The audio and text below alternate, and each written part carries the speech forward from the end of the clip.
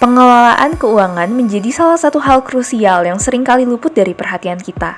Pada video kali ini, kami akan membagikan tips bagi kamu yang merasa kesulitan dalam mengatur pembayaran cicilan dan tagihan, saldo tiba-tiba berkurang atau sekadar ingin berhemat. Penasaran? Tonton video ini sampai habis ya! Sebelumnya, gimana nih kondisi keuangan kamu? Coba deh cek dulu, sudah ada di kategori sehat seperti ini apa belum? Yang pertama, memiliki anggaran bulanan yang jelas. Nah, dengan begitu akan mempermudah kamu untuk menentukan kebutuhan apa yang disesuaikan dengan budget yang ada. Yang kedua, pendapatan tetap. Jika kamu masih memiliki pendapatan yang tidak tetap dan fluktuatif, kamu bisa mencoba memulai pekerjaan atau usaha sampingan di luar sumber utama pendapatan atau side hustle. Hal ini diperlukan jika sumber utama pendapatan sedang surut bisa mendapat cadangan income yang lain. Yang ketiga, dana darurat dan asuransi.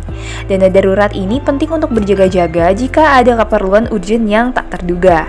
Asuransi juga penting karena dapat membantu kita mengcover keperluan biaya ketika sewaktu-waktu sakit serta proteksi atas aset pribadi.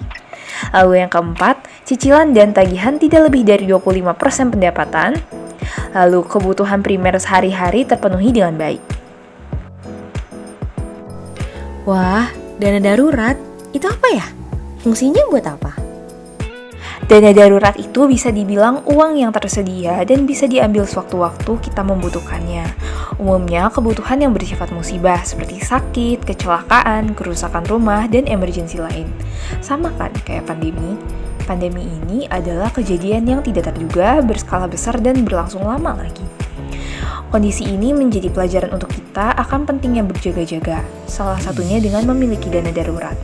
Nah, dana cadangan ini perlu kita tempatkan di rekening terpisah dari kebutuhan operasional kita. Nah, bedanya apa sih sama investasi lain? Dana darurat punya ciri seperti berikut. Yang pertama, disiapkan secara khusus, disimpan dan tidak diganggu-gugat. Yang kedua, dikumpulkan dari penghasilan bulanan secara rutin. Dan yang ketiga, uang bisa dicairkan secara cepat karena dalam kondisi yang darurat. Oh iya, jumlah dana darurat yang ingin kita siapkan perlu dihitung juga loh. Harus ditentukan dari pengeluaran per bulan dikali jumlah bulan. Misalnya, 6 kali pengeluaran per bulan, atau akan lebih baik lagi jika 12 kali pengeluaran per bulan. Jadi, jika terjadi sesuatu dengan penghasilan kita, misalnya amit-amit ya di PHK, kita masih bisa bertahan paling tidak 6 bulan untuk cari sumber penghasilan baru. Semakin besar pengeluaran kita, semakin besar juga loh hitungan kebutuhan dana daruratnya. Kalau udah berkeluarga gimana? Berapa kali pengeluaran bulanan tuh? Nah, kalau untuk itu, berapa kalinya sebenarnya sangat tergantung dengan kondisi masing-masing keluarga ya. Idealnya sih 12 kali pengeluaran per bulan, tapi tidak semua orang bisa karena cukup besar dana yang harus disiapkannya juga. Nah, tapi ada salah satu formulasi dana darurat yang bisa kita pelajari. Bagi orang lajang sebanyak 4 kali pengeluaran bulanan, bagi orang yang sudah menikah sebanyak 6 kali pengeluaran bulanan, bagi yang sudah menikah dengan 1 anak sebanyak 9 kali pengeluaran bulanan, bagi keluarga dengan 2 anak atau lebih sebanyak 12 kali pengeluaran bulanan, dan bagi wirausaha atau pekerja freelance sebanyak 12 kali pengeluaran bulanan. Misalnya, kamu belum menikah dengan pengeluaran bulanan 5 juta rupiah. Berarti kamu perlu 20 juta rupiah untuk dana darurat. Tapi kalau bekerja freelance harus menyiapkan 60 juta rupiah. Gitu. Tinggi banget ya yang freelance. Kenapa bisa gitu? Freelance atau pekerja lepas sifatnya pekerjaan yang tidak pasti, jadi memiliki kemungkinan kondisi darurat yang lebih tinggi juga. Misalnya proyek sepi atau kehilangan job, sehingga butuh angka dana darurat yang lebih besar. Oh iya, kenapa nggak dihitung dari berapa kali gaji? Tujuan dari dana darurat kan mengcover pengeluaran bulanan, jadi bukan dihitung dari gaji, melainkan dari berapa kali pengeluaran bulanan kamu. Terus, gimana sih cara nyimpen dana darurat? Sesuai prinsip yang tadi, kalau dana darurat harus bisa langsung ditarik dan mudah dicairkan serta memiliki resiko yang rendah. Jadi bukan seperti kita tanam di saham yang harganya selalu berfluktuasi tiap hari. Bayangin ya, kalau saat kita lagi butuh-butuhnya, nilai dana darurat sedang anjlok. Atau dalam bentuk obligasi yang hanya bisa ditarik saat jatuh tempo, saat kebutuhan mendadak datang. Uangnya malah tidak bisa dicairkan. Nah, berikut ini adalah cara-cara untuk menyimpan dana darurat. Di antaranya, Tabungan dan deposito, alasannya simpel karena paling aman dan resikonya sangat rendah atau dijamin oleh LPS, serta bisa ditarik dengan mudah dan cepat. Meskipun untuk deposito, pencairan lebih cepat dari masa jatuh tempo akan dikenakan denda, tapi kita bisa membuat deposito 1 bulan yang kemudian bisa di roll over secara otomatis. Namun kekurangan dari tabungan dan deposito ini adalah bunganya sangat rendah, bahkan tipis-tipis mendekati tingkat inflasi. Lalu ada reksadana pasar uang. Nah, ini memiliki kelebihan dibanding tabungan atau deposito. Yang pertama, returnnya lebih tinggi. Karena jenis instrumen investasi yang digunakan reksadana pasar uang cukup beragam dan adanya pengelolaan oleh manajer investasi. Jadi, pemilihan instrumen bisa lebih optimal. Lalu, dananya juga bisa ditarik cukup cepat, yaitu maksimal 3 hari kerja sejak pengajuan. Memang tidak secepat tabungan dan deposito, tapi cukup cepat mengingat return reksadana pasar uang yang lebih tinggi dari tabungan dan deposito. Lalu returnnya juga tidak kena pajak, alhasil keuntungan bisa lebih tinggi. Nah, reksadana pasar uang ini merupakan jenis reksadana yang paling aman dibanding reksadana lainnya. Hal ini karena instrumen yang dipegang reksadana pasar uang yang memiliki resiko rendah.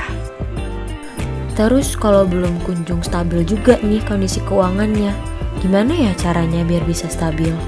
Kamu bisa mencoba cara ini untuk mengatur keuangan kamu. Yang pertama, catat pengeluaran. Nah, gimana nih, udah pada nyatat pengeluaran dan pemasukan tiap bulanan belum?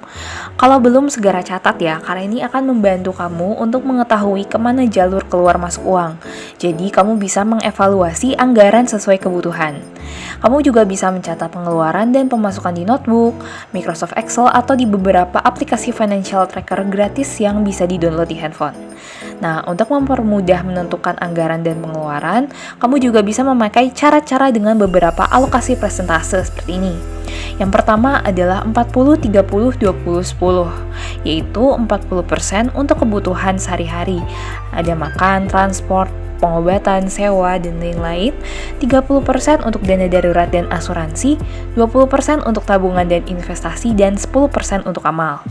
Lalu ada 50-30-20, 50% untuk kebutuhan sehari-hari, 30% hiburan, dan 20% tabungan dan investasi. Nah, ada juga kakek ibu method, yaitu terinspirasi dari metode pengelolaan keuangan rumah tangga orang Jepang, yaitu mencatat keuangan secara manual dan hanya membutuhkan notebook, pena, dan amplop yang berisi pada 4 pilar kategori alokasi. Ada survival atau needs, ada optional, ada culture atau hobi, dan untuk ekstra. Nah, kembali lagi ya, ini disesuaikan dengan keadaan dan preferensi masing-masing orang. Kedua, pisahkan rekening untuk tabungan, dana darurat, dan untuk anggaran kebutuhan sehari-hari. Dengan begitu, akan memudahkan kamu untuk merencanakan alokasi tabungan dengan lebih tertata, serta tidak tercampur dengan pengeluaranmu sehari-hari. Kelebihannya juga lebih mudah mengontrol keuangan dan berhemat, serta terhindar dari kebiasaan konsumtif. Yang ketiga, pahami betul-betul antara kebutuhan dan keinginan. Nah, yang suka hobi mantengin keranjang di marketplace nih, sebelum check out, ayo pikirkan baik-baik ya, apakah barang yang kamu beli itu benar-benar butuh atau sekedar ingin aja. Yuk belajar menata prioritas dari sekarang. Yang keempat, tentukan financial goals-mu. Jika kamu mempunyai rencana jangka pendek maupun jangka panjang, segera tentukan ya, agar kamu bisa mengetahui tujuan finansial apa sih yang ingin kamu capai dengan proses mengatur keuangan yang sedang kamu jalani. Misalnya untuk mengganti laptop, biaya sekolah S2, atau ada rencana biaya menikah, dan lain-lain. Zero hutang-hutang club. Nah, sebisa mungkin jika bukan untuk keperluan yang urgent dan darurat banget, usahakan jangan terlena dengan hutang dan pinjaman online ya, apalagi untuk membeli keperluan lifestyle atau gaya-gayaan semata. Yang terakhir, mulai berinvestasi. Nah, investasi juga punya peran yang cukup penting nih, supaya kondisi finansial kita lebih kuat. Dengan kita mengalokasikan dana ke dalam sebuah instrumen investasi, nggak cuma bisa jaga kondisi keuangan aja, tapi juga bisa membawa keuntungan, sehingga kondisi finansial akan bertambah kuat seiring waktu.